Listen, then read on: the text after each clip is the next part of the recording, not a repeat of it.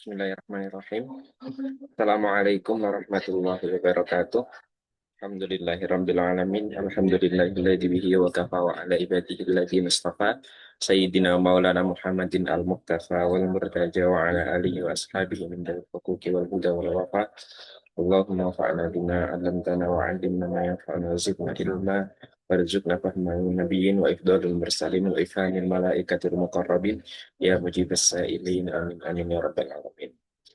Alhamdulillah sholihah wa ala kulli wa sallam wa sallam Al-Fatihah. Alhamdulillah rabbil alamin. Maliki yaumiddin. Iyyaka na'budu wa iyyaka nasta'in. Shiratal ladzina an'amta 'alaihim ghairil maghdubi 'alaihim waladdallin. Baik. Bismillah. Penjelasan tentang apa yang disebut sebagai tafsirul Quran wa ta'wilul Quran. Qala al-musannifu rahimahullah ta'ala wa nafa'ana bihi wa bi ulumihi fid dharain amin. Sini ada pembahasan tentang tafsirul Quran dan juga ta'wil. Lalu apa sih yang disebut sebagai tafsir dan juga ta'wil? Apakah kemudian sama atau beda? Kalau memang beda, bedanya dari mana? Ya. Babainul haja ilaihi dan juga menjelaskan kebutuhan. Kenapa kita butuh kepada tafsirul Quran? Bukankah memang Al-Quran diturunkan seperti itu? Kalau memang Al-Quran itu adalah dalil yang dipakai untuk agar kita bisa menjalani kehidupan dan agar kemudian kita tahu arahnya kemana, kemudian kita tahu petunjuknya kemana, kenapa kemudian harus perlu adanya penjelasan, gitu ya. Kenapa enggak dari awal sudah jelas saja? Nah, maka wahtalafa fit tafsir awit ta'wil. Faqala Abu Ubaid wa ta'ifatun. Huma bimakna. Oke, satu yang pertama, ternyata terkait masalah tafsir dan juga takwil. Ulama ada perbedaan pendapat ya. Itu ya. Secara kemudian nanti secara bahasa atau lugah, tafsir itu sendiri dia akan ada maknanya bayan, gitu ya. Terus secara kemudian nanti bahasa takwil juga mempunyai makna tersendiri. Tapi lalu menurut Abu Ubaid, kemudian imam-imam yang lain itu mengatakan bahwa enggak, walaupun seperti itu dia satu makna. Bahasanya adalah apa? Muradif atau sinonim. Nanti maknanya sama, lafadznya aja yang beda. Imam Raghib Al-Asfihani mengatakan bahwa ada perbedaan, bukan sama gitu ya. Perbedaannya ada dalam masalah apa? Tafsir itu lebih umum daripada takwil, gitu. Sehingga kalau nanti setiap yang dia berbentuk takwil itu udah pasti dia adalah tafsir. Tapi kemudian ketika ada sebuah penafsiran Al-Quran belum tentu dia dikatakan takwil, gitu. Dan paling banyak penggunaan dalam takwil kemudian tafsir ya itu nanti pemandangan perbedaannya kalau menurut Imam Ar-Raghib Al-Asfihani dari sini. Apakah dia penggunaan mengenai penjelas daripada Al-Quran itu, ya, itu apakah kemudian kembalinya kepada lafadz dan juga kembalinya kepada kosakatanya, atau kemudian kepada maknanya?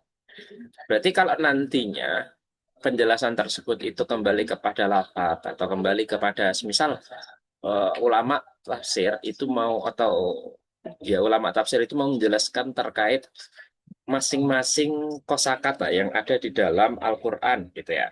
Maka dari masing-masing kosakata tersebut, maka masuknya adalah kepada pembahasan tafsir. Tapi sedangkan kalau nanti pembahasan tafsir itu bahkan kan hampir mungkin ya setiap daripada ayat tersebut perlu untuk dijelaskan kata-katanya. Tapi kemudian kebanyakan kalau nantinya menjelaskan atau menggunakan adanya penjelas terhadap Al-Quran itu dari sisi makna, dari sisi jumlah, dari sisi target murakkabnya, gitu ya. Maka itu yang dinamakan sebagai takwil. Oke. Sehingga kata beliau, tafsir itu a'amu minat takwil, lebih umum. Lebih umumnya dari siapa? Wa aktsaru isti'malihi fil alfadi wa mufradatihi. Banyak kan tafsir itu penggunaannya adalah di sebuah kosakata mufradat, ya, wa aktsar isti'mari ta'wil, sedangkan penggunaan daripada takwil itu ada pada makna-makna dan juga sebuah susunan kata. Itu. Wa aktsaru ma yusta'malu fil kutubil ilahiyah wa tafsir yusta'malu fiha wa fi ghairiha. Sedangkan eh,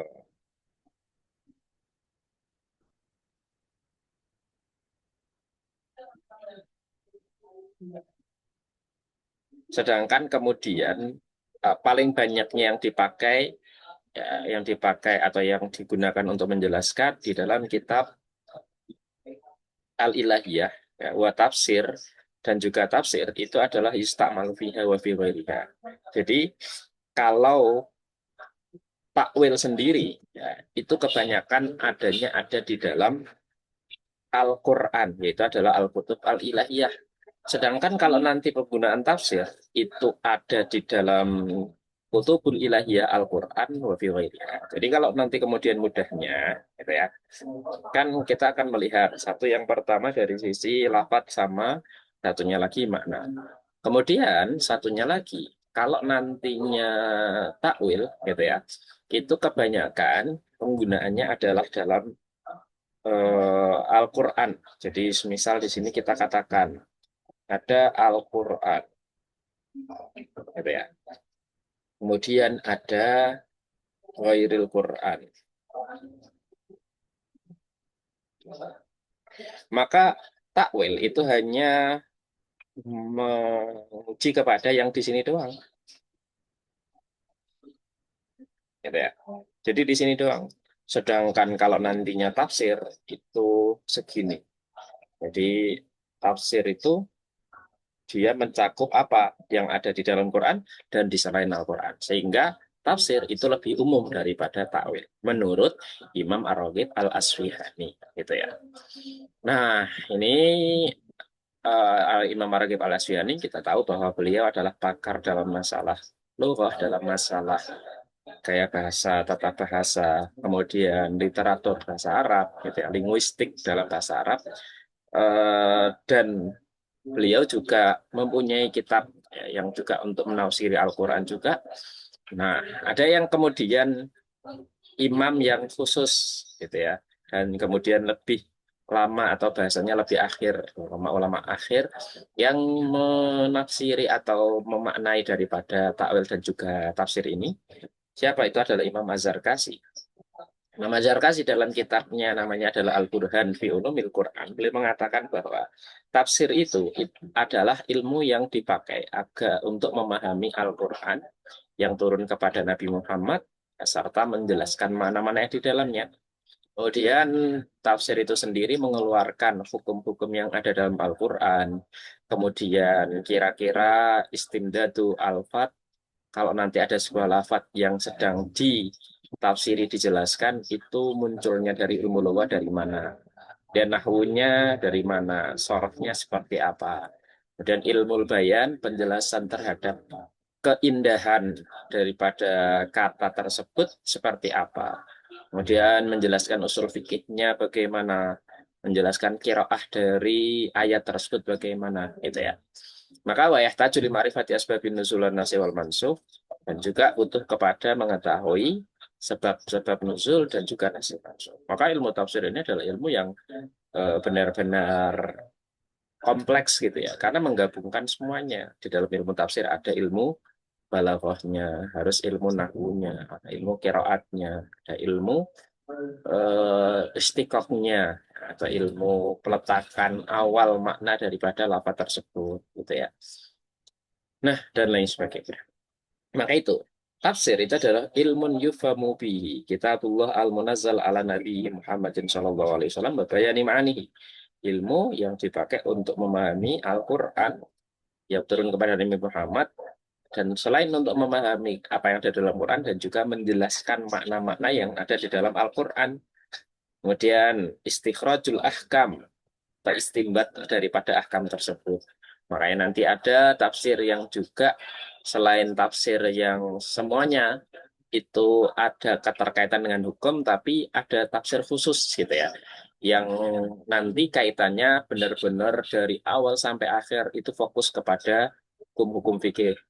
Nah, namanya adalah tafsir al-ahkam, tafsir yang menjelaskan tentang hukum-hukum. Atau nanti kayak siapa-siapa saja tafsir ayatul ahkam. Kemudian ada yang eh, imam-imam yang kemudian fokus di dalam tafsir-tafsir tersebut seperti halnya dari Imam eh, Al-Qurtubi. Nah, Imam Al-Qurtubi ini seorang dari Cordoba. Cordoba itu ada di Spanyol, di Prancis. Beliau fokus kepada walaupun beliau adalah madhab Maliki, tapi tafsirnya itu benar-benar objektif ya.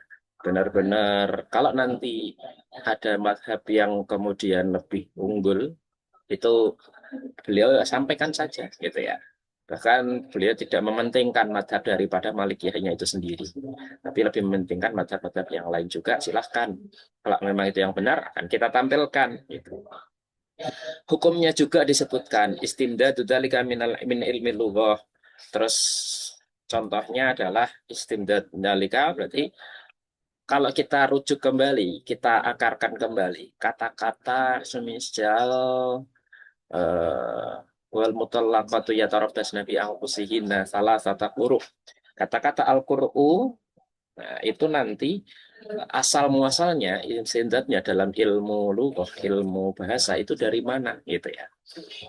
Nah, maka masuk di dalamnya adalah ilmu tafsir.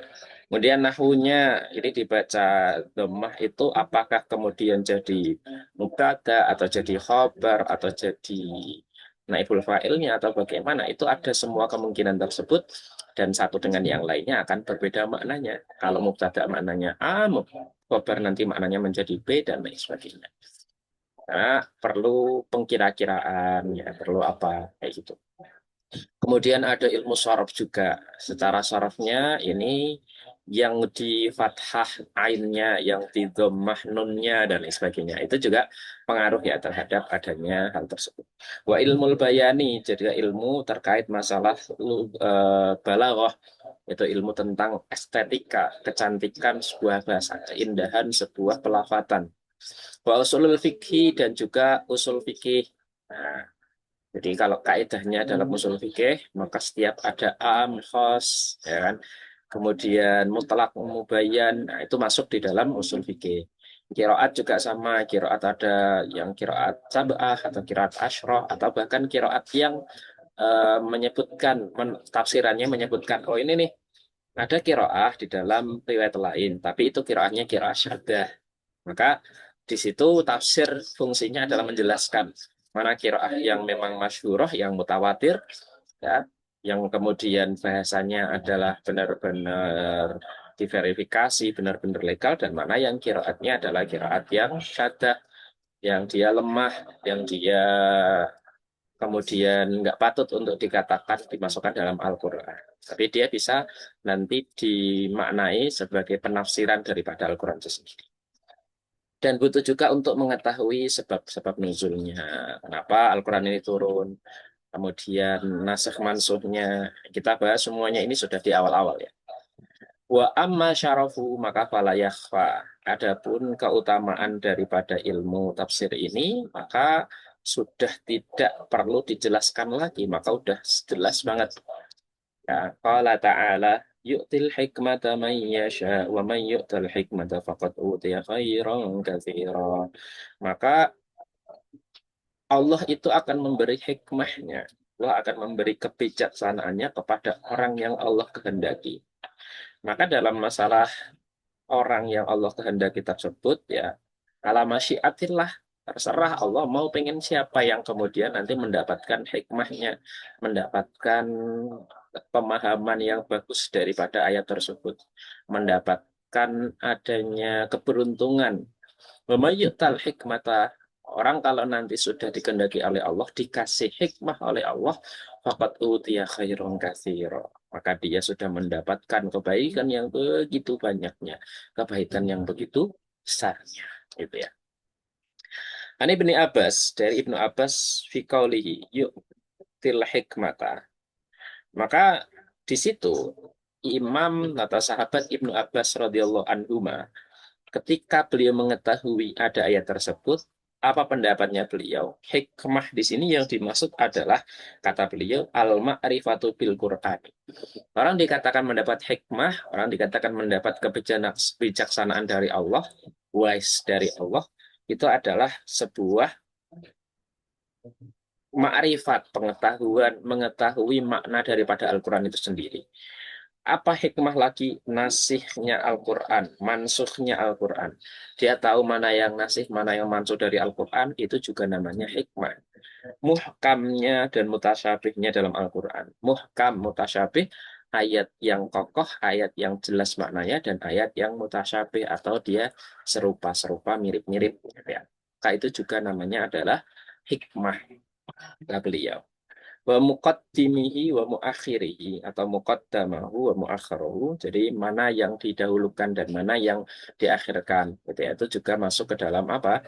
Hikmah. Wa halaluhu wa haramuhu wa amsaluhu. Halal haram terus perumpamaan-perumpamaan yang ada dalam Al-Qur'an.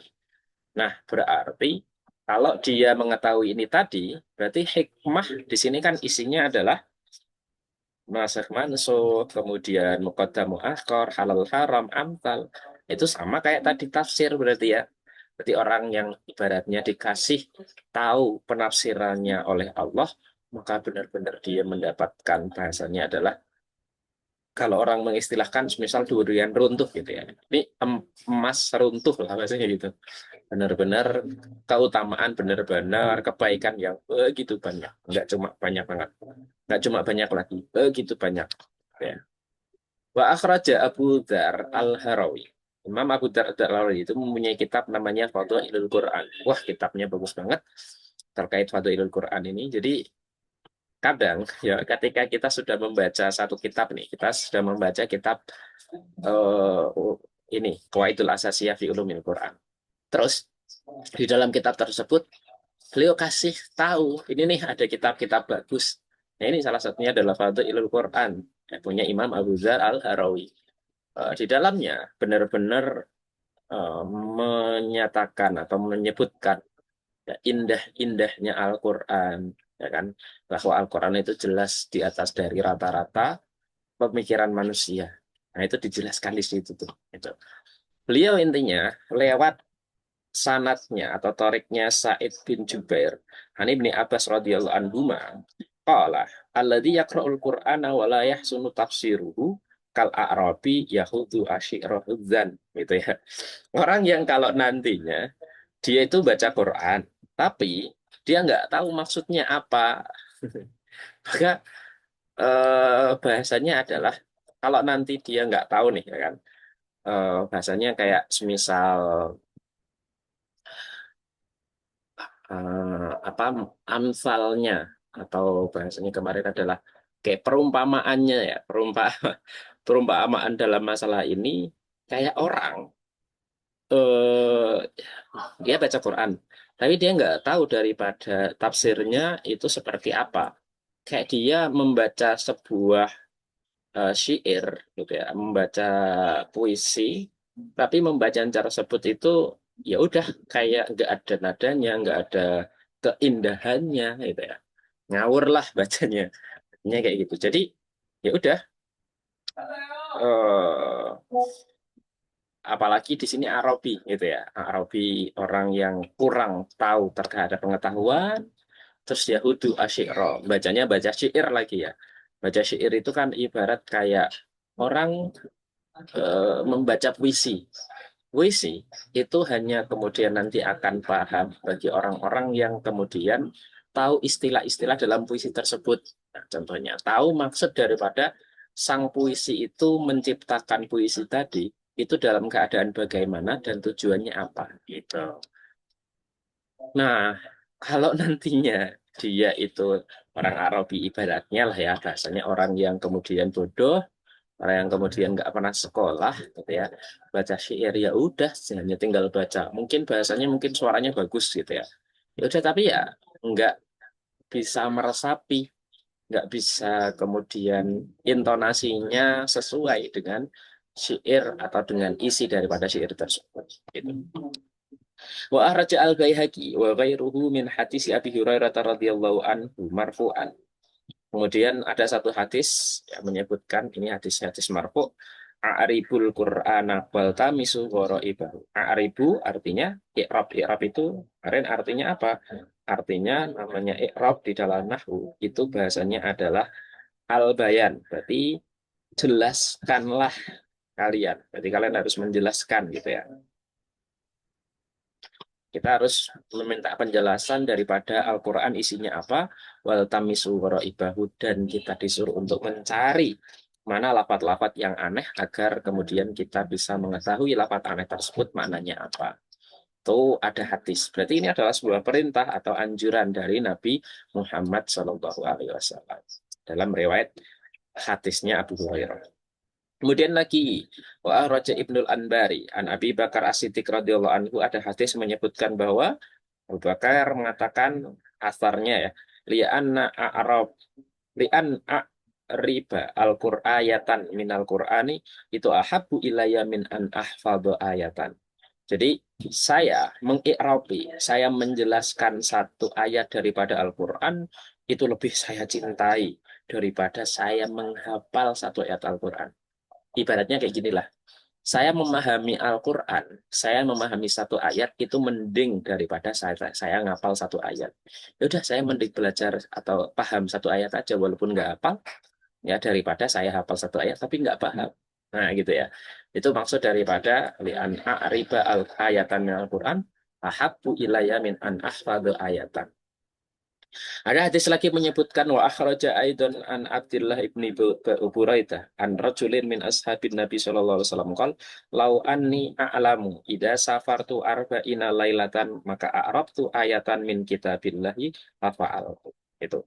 Jadi andaikan saya tahu ketika saya bepergian, saya kemudian pergi selama 40 malam, ya, itu hanya untuk kemudian mencari Arab itu ayatan. Nah, saya ingin mencari penjelasan daripada satu ayat tersebut, tapi satu ayatnya itu dari Al-Quran.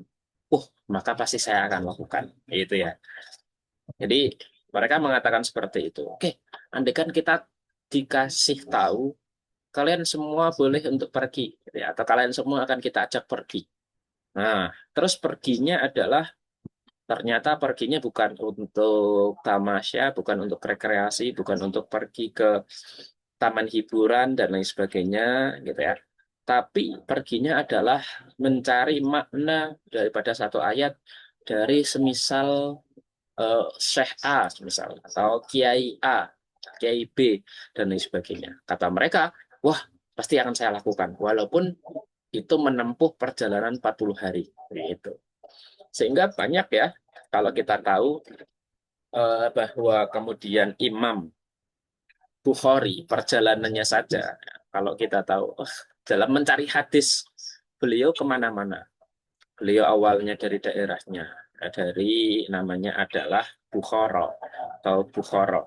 Ya, dari Bukhara tersebut, kemudian beliau pergi ke Syam, ya, ke Damaskus, kemudian ke Arab, di mana pertama ke Madinah, habis Madinah ke Mekah, habis ke Mekah itu beliau ke Mesir. Jadi beliau pernah ya ke Mesir untuk mencari hadis. Habis ke Mesir balik lagi, gitu ya, ke perbatasan ya, artinya ke apa namanya Babil. Terus kemudian ke wilayah-wilayah tersebut, ya, ke Baghdad juga, bahkan sampai ke Iran, ke Irak, eh, dan berbagai macam negara-negara yang ada di dunia. Dan itu jaraknya sekali perjalanan beliau adalah ratusan kilometer, bahkan ada yang sampai ribuan kilometer untuk menempuh jarak tersebut. Itu hanya, misal kata beliau, nyari satu hadis doang. Gitu ya. Itu beliau tempuh selama berhari-hari, bahkan selama berbulan-bulan. Nah, kita mau dengan mudahnya terus mengendalikan, aduh, enggak. Kemudian paling tidak kita mau untuk membaca daripada hadis tersebut. Syukur-syukur kalau kita mau memahami, syukur-syukur lagi kalau kita mau menghafalkan dan menularkan daripada hadis-hadis tersebut. Gitu ya.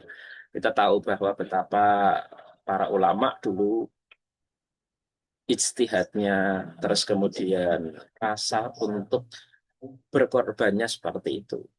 Apalagi Al-Quran di mana para sahabat-sahabatnya Nabi benar-benar memperjuangkan adanya Al-Quran tersebut sampai rela mati. Kayak kita tahu di dalam Bi'ru Ma'unah bagaimana para sahabat memperjuangkan hafalannya tersebut, mereka rela untuk pergi disuruh untuk ngajarin orang-orang, tapi ternyata mereka dijebak gitu ya, sehingga dibunuh di tengah perjalanan kayak gitu dan lain sebagainya.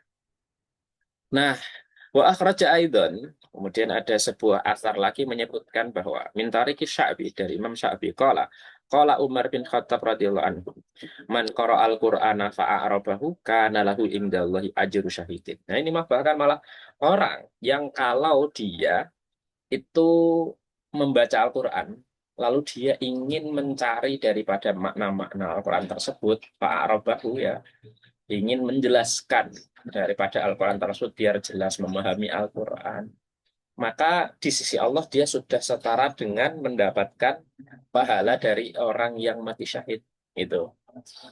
Ya, karena itu tadi agar kemudian memahami Al-Quran ini yang kemudian paling penting. Orang kenapa kok kemudian salah paham? Ya karena orang tersebut hanya memahami Al-Quran dan hadis dari teksnya, nggak mau memahami dari pemahaman-pemahaman orang lain, atau nggak mau kemudian ikut terhadap pendapat yang lain. Ya, kalau nggak ngikut nggak masalah. Tapi yang kemudian yang salah adalah hanya mengklaim pendapatnya lah yang paling benar, pendapat orang lain salah dan nggak boleh untuk diikuti. Nah itu yang kemudian. Nah, Imam Syafi'i itu para imam-imam yang lain mereka objektif, pendapatnya beliau adalah pendapat yang paling benar menurut beliau, tapi mungkin salah. Pendapat orang adalah pendapat yang salah menurut beliau, tapi bisa aja pendapat orang lain yang benar gitu ya. Itu adalah pedoman, adalah kemudian cara ya, yang kita gunakan agar kita mampu untuk memahami Al-Quran sehingga kita mendapatkan pahala yang setara dengan mati syahid tersebut. Kemudian Imam Suyuti mengatakan lagi, qala as-Suyuti, makna hadil athar indi, iradatul bayan wa tafsir. Makna daripada asar-asar ini, asar itu adalah apa? Perkataan-perkataan para sahabat, ya, perkataan-perkataan para imam-imam, khulafaur rasyidin dan sahabat yang lain, yang itu bukan dari Nabi, dari beliau sendiri, tapi secara maknanya itu ada sumbernya dari Al-Quran maupun dari hadis, gitu ya. Secara makna umumnya, contoh, misal pendapat tentang zat ikhwah dari Sayyidina Abu Bakar, Sayyidina Umar, atau terkait kodifikasi mushaf, atau ini tadi ya, kata-kata ini tadi, menurut beliau itu sudah setara itu, gitu ya. Tapi apakah itu ada dalam Al-Quran? Ada. Tadi buktinya adalah waman yu'tal hikmata faqad utiya khairon kafir. Khairon kafir itu bahkan beliau kan langsung spesifikan. Bahasanya kayak gini lah. Malah mengatakan, kalian kalau nantinya pergi untuk mencari sebuah ilmu dan lain sebagainya, pasti akan kita kasih pahala yang begitu besar. Begitu besar itu masih random banget, masih belum jelas banget. Bisa saja begitu besar itu maksudnya adalah sebesar gunung. Karena yang kita tahu hanya yang besar adalah gunung doang, gitu ya. Nah, kadang beliau Sayyidina Umar mengatakan seperti itu biar orang ya ternyata mati syahid aja banyak hadis, banyak kemudian um, asar yang menyatakan bahwa orang mati syahid itu pahalanya begitu besar banget, ya selalu berada di surga, terus nyaman di sana dan lain sebagainya. Itu sudah dipastikan seperti itu misalnya. Nah, ibarat kayak orang tahunya adalah enaknya adalah makan rendang atau makan sate misalnya. Kalian kalau nanti ngelakuin A, bisa pergi ke sini, cari tahu atau cari ilmu, nanti kalian akan dapat sate satu truk gitu ya. Nah, tahunya dia adalah satu truk ya, makanya, ternyata besar banget ya. Padahal lafadznya tadi dari Allah masih umum gitu ya. Terus disebutkan kalian akan dapat yang sebanyak itu. Nah, di sini bisa kita maknai bahwa ajrun syahid itu bahkan mungkin masih kecil gitu ya, masih bagian dari tadi kalau yang disebutkan sama Allah adalah khairon katsiro tadi yang begitu banyak tadi gitu.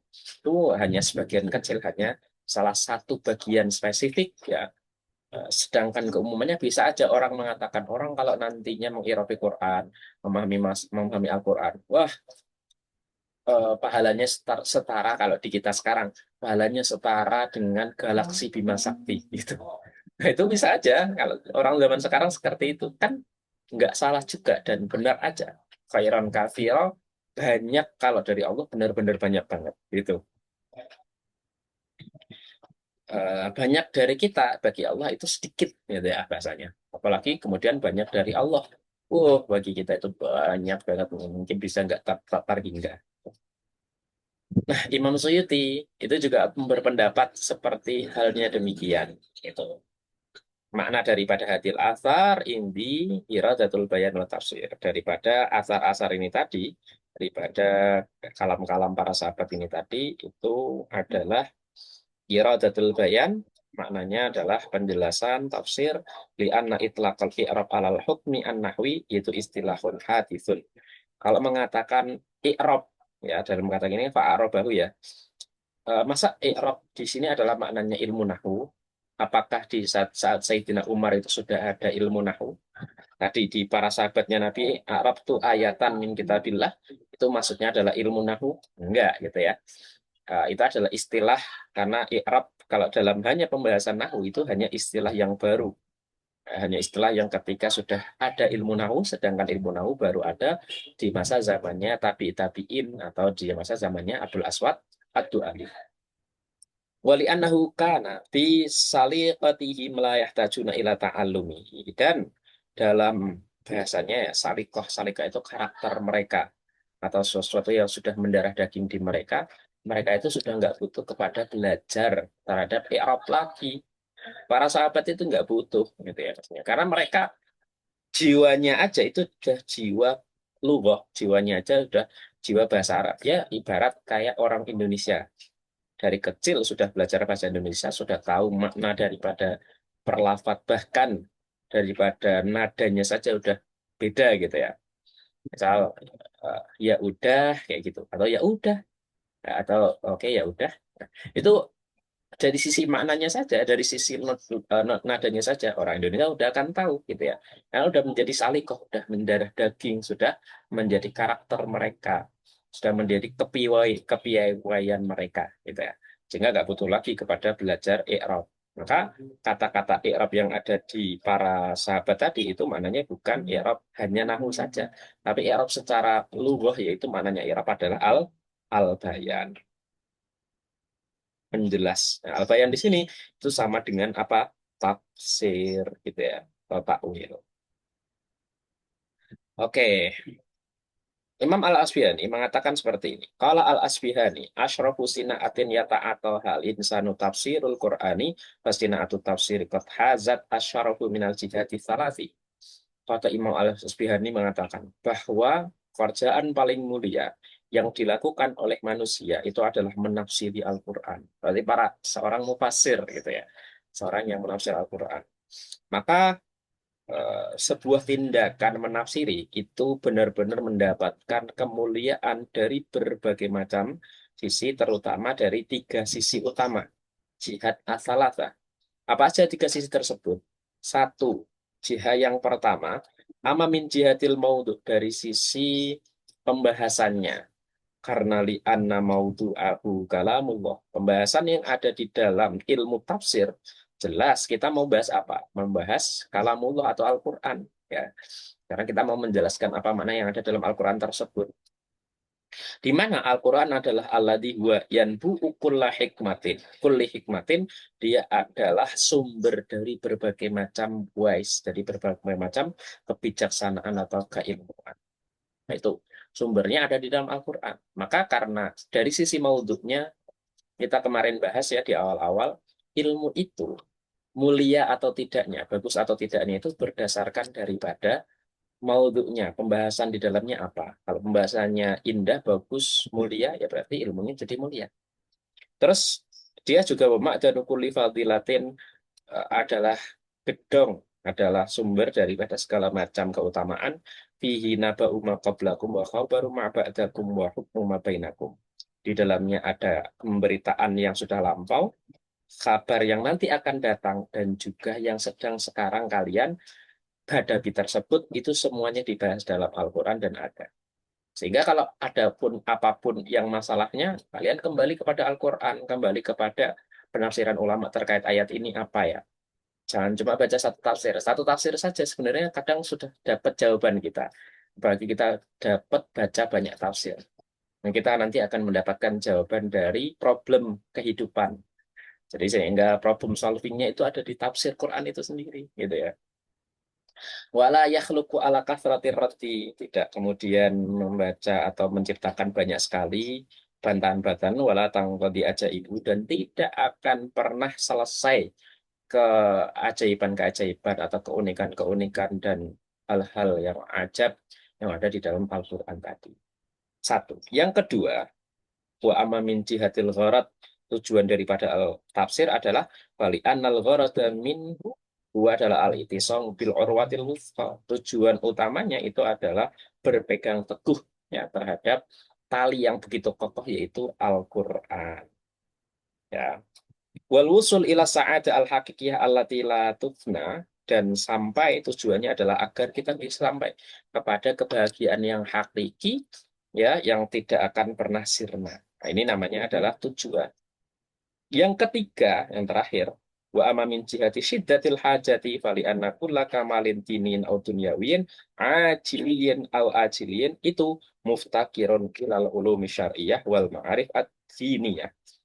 Yang ketiga dari sisi jihahnya. Jadi yang pertama maudhu, kemudian yang kedua gharat, yang ketiga adalah jihad. Dari sisi orang butuhnya, karena segala macam kesempurnaan agama dan dunia, entah itu sekarang maupun yang nanti akan datang, ya itu semuanya butuh kepada ilmu syariat, ilmu tentang keislaman. Wal ma'arif adiniyah, dan pengetahuan-pengetahuan tentang agama. Sedangkan pengetahuan agama tadi yang dipakai untuk kebutuhan kita, baik itu kebutuhan dunia maupun kebutuhan akhirat, manfaat yang sekarang maupun yang nanti akan datang, itu semuanya wahiyya mutawaqqifatun alal ilmi bi kitabillah. Itu semuanya bisa terpenuhi kebutuhannya tadi kalau kita mengetahui apa makna dan maksud dari apa yang ada di dalam kitabullah atau Al-Quran. Gitu ya. Jadi, misal kita harus tahu dulu problem daripada masalah yang ada di dunia. Masalah di dunia ini ya, itu butuh kepada apa? Ilmu syariat gitu ya. Ilmu syariat itu kemudian nanti butuh kepada apa? Mengetahui ilmu di kitabillah, ilmu Quran. Berarti ilmu Quran ini itu di antaranya dengan apa? Menafsiri Al-Quran itu sendiri. Sehingga ini bagus banget ya, dan ini dibutuhkan sekali. Gitu ya. Oke, maka dengan seperti itu, insya Allah kita akan membahas juga umati ma'akhi tafsir, insya Allah ya, di pertemuan yang selanjutnya. Kita akhiri. Alhamdulillah, subhanakallahumma wa bihamdika nasyhadu an la ilaha illa anta nastaghfiruka wa natubu ilaik. Allahumma sholli afdhala sholati ala as'adi makhluqatika sayyidina Muhammad wa ala alihi wa sahbihi wa sallim adada ma'lumatika wa midada kalimatika